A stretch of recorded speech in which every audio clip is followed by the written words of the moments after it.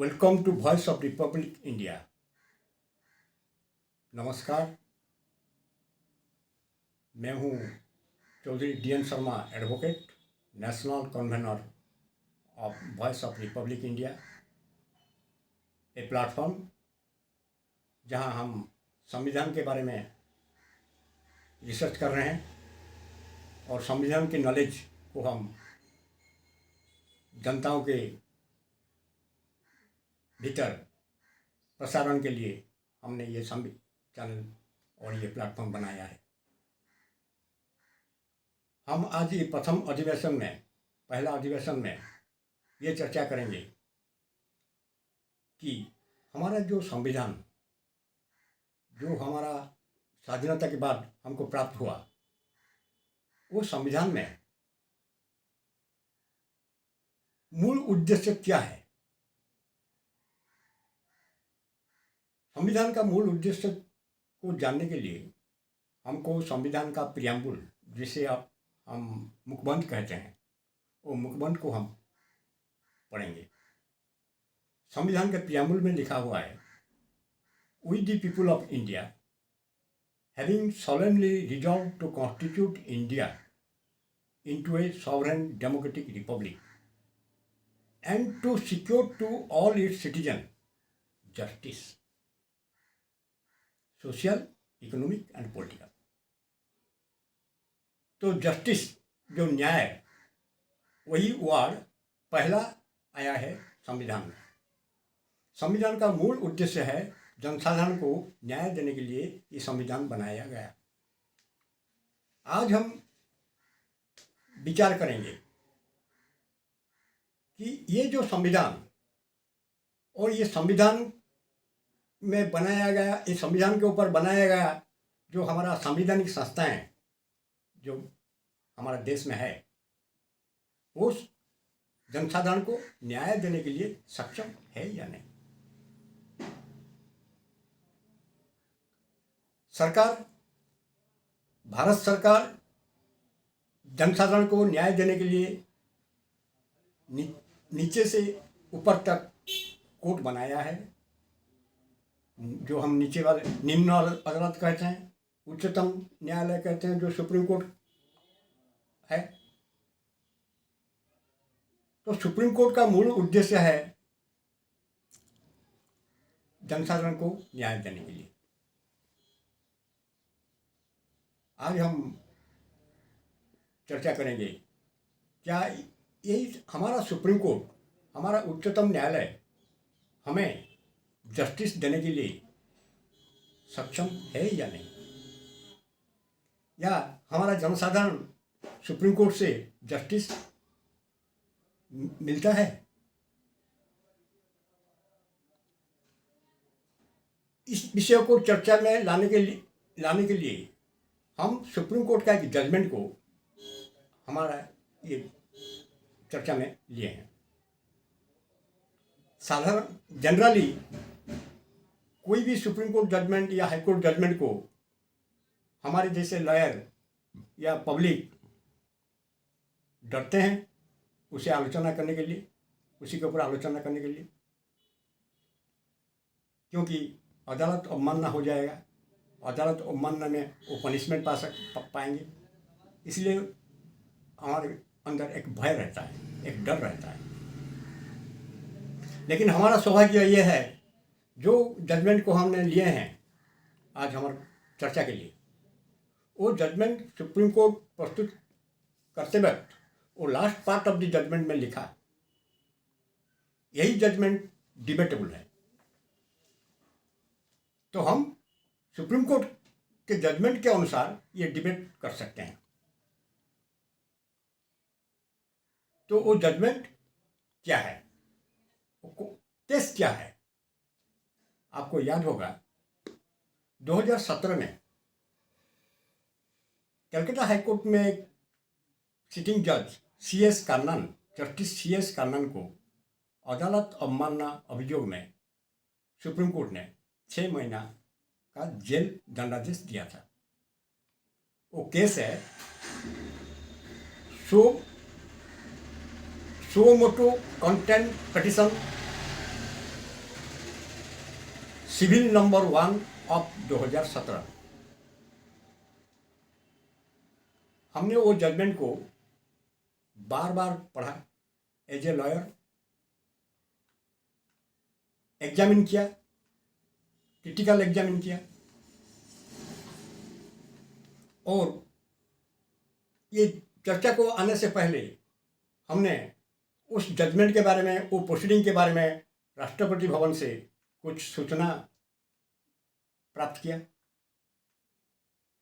RTI act के माध्यम से।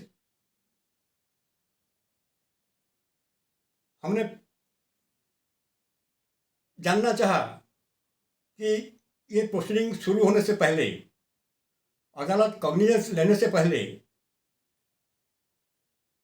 सरकार से स्वीकृति या सैंक्शन लिया है या नहीं। तो राष्ट्रपति भवन ने हमें सूचित किया कि कोई सैंक्शन नहीं दिया गया या कोई स्वीकृति नहीं दिया गया ये प्रोसीडिंग के लिए। ये भी हमने जानना चाहा कि जेल दंडादेश देने से पहले, उन्हें जेल भेजने से पहले वो सस्पेंड हुआ था या नहीं। तो राष्ट्रपति भवन ने कहा कि कोई सस्पेंशन नहीं हुआ था और जेल में ही वो रिटायर हुए। अब हम जानने के लिए चाहेंगे क्यों ये प्रोसीडिंग जस्टिस कार्नन के विरुद्ध हुआ था। जब वो कलकत्ता हाईकोर्ट में थे तो वो प्राइम मिनिस्टर को एक चिट्ठी लिखा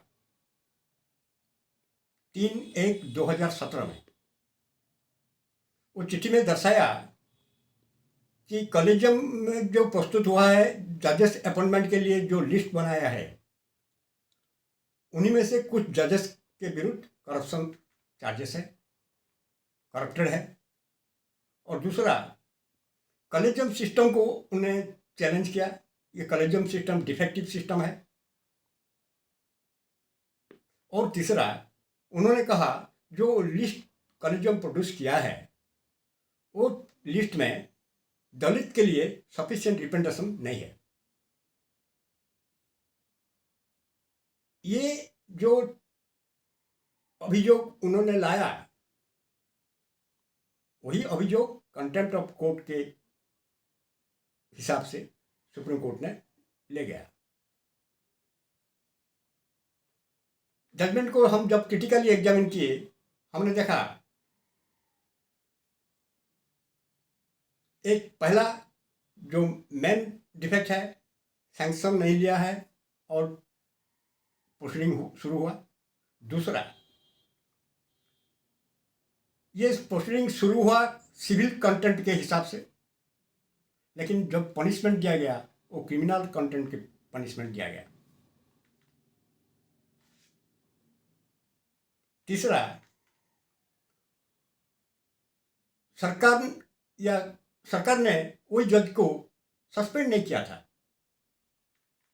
और विदाउट सस्पेंशन जस्टिस कार्नन को जेल भेज दिया गया। हम अभी सोचेंगे, तब डिस्कशन करेंगे, क्या एक सिटिंग जज of a court of record को अदालत अवमानना आइन लागू होता है? क्या contempt of court proceeding applicable है एक सिटिंग जज of a court of record को? ये इस प्रश्न का उत्तर ढूंढने के लिए हमने डिटेल रिसर्च किया सब्जेक्ट के ऊपर, और हमारे नज़र में 1942 में जब हमारा सुप्रीम कोर्ट नहीं था, तब हमारे देश में फेडरल कोर्ट ऑफ इंडिया था। फेडरल कोर्ट ऑफ इंडिया के सामने ऐसा एक केस आया था। वो केस टाइटल है KL Goa versus chief justice and other जजेस ऑफ लाहौर हाई कोर्ट।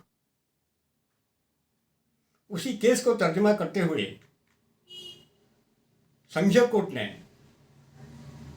ये रूलिंग किया कि एक सिटिंग जज of a court of record को अदालत अवमानना आइन लागू नहीं हो सकता। और संविधान के आर्टिकल 374 सब क्लॉज 2 के अनुसार संघीय कोर्ट हमारा संविधान शुरू होने से पहले जितना सब जजमेंट दिए थे वो सब फोर्स ऑफ लॉ के लॉ में रहेगा। इसका मतलब सुप्रीम कोर्ट संघीय कोर्ट का कोई भी फैसला को नज़रअंदाज नहीं कर सकता, तोड़ मोड़ नहीं भी कर सकता। तो हमारा जो रिसर्च हुआ हमको ये जानने के लिए मिला कि जो उच्चतम न्यायालय ने जस्टिस CS कर्नन को जो कंटेम्प्ट ऑफ कोर्ट में भेजा जेल, वो कानूनत गलत है और संघीय कोर्ट का अदालत का अवमानना है।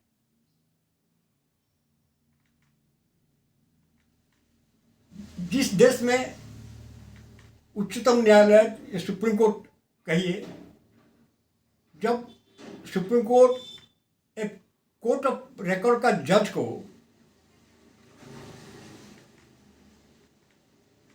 असंवैधानिक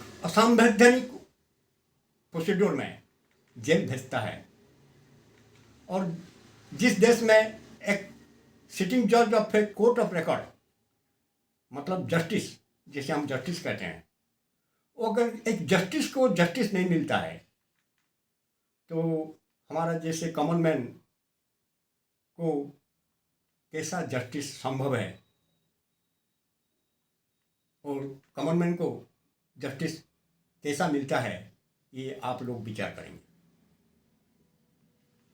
हमने इस केस के ऊपर हमारा platform voice of Republic of India तरफ से जो सब पदक्षेप लिए हैं, जो सब स्टेप लिए हैं 4-5 साल से, हम हमारा नेक्स्ट अधिवेशन में आपके सम्मुख प्रस्तुत करेंगे।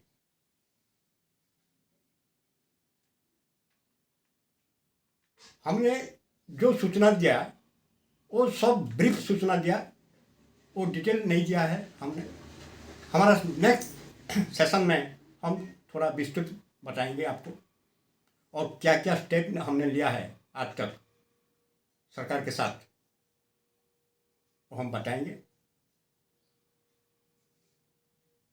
जाने से पहले हमारा अनुरोध है हमारा व्यूअर्स को, जो सब देख रहे हैं ये वीडियोग्राफ को, हमारा इस चैनल को सब्सक्राइब कर दीजिए और ये वीडियोग्राफ को ज़्यादा से ज़्यादा शेयर कर दीजिए, ताकि ये जनता में फैलेगा और बहुत से बहुत जनता हमारा साथ जुड़ेंगे।